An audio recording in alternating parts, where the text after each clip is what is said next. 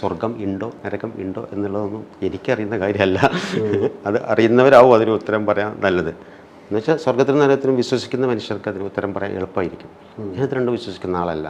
ഒരു സ്വർഗം മരിച്ചു പോയിട്ട് ഉണ്ടെന്ന്, ഭൂമിയിലുണ്ട് നിങ്ങളെ സ്വർഗവും നിങ്ങളെ നരകം, നിങ്ങളെ ജീവിതം, നിങ്ങളിവിടെ ചെയ്യുന്ന കർമ്മം തീരുമാനിക്കും. നിങ്ങൾ സ്വർഗത്തിൽ ജീവിക്കണോ നരകത്തിൽ ജീവിക്കണോ.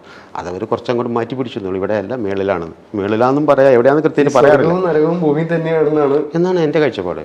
സത്യത്തിൽ അങ്ങനെ തന്നെ അല്ലേ അത്. ഇപ്പോൾ എന്നോട് ചോദിച്ചാൽ അംബാനി സ്വർഗത്തിൽ ജീവിക്കുന്നു, റോഡ് പണി എടുക്കുന്നവൻ നരകത്തിൽ ജീവിക്കുന്നു, ഈ പരിവയിലത്ത് റോഡ് പണി എടുക്കുന്നവൻ. മതങ്ങൾ പറയുന്നൊരു സ്വർഗ്ഗം ഞാൻ പറയുന്നത് അല്ലാതെ സ്വർഗ്ഗമല്ല.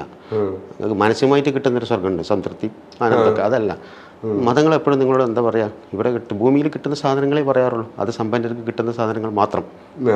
അല്ലാതെ നിങ്ങൾക്ക് ഭാവന ചെയ്യാൻ പറ്റാത്ത ഒന്നും നിങ്ങൾക്ക് വാഗ്ദാനം ചെയ്യാൻ മതങ്ങൾ ഒരു മതം ചെയ്യുന്നില്ല.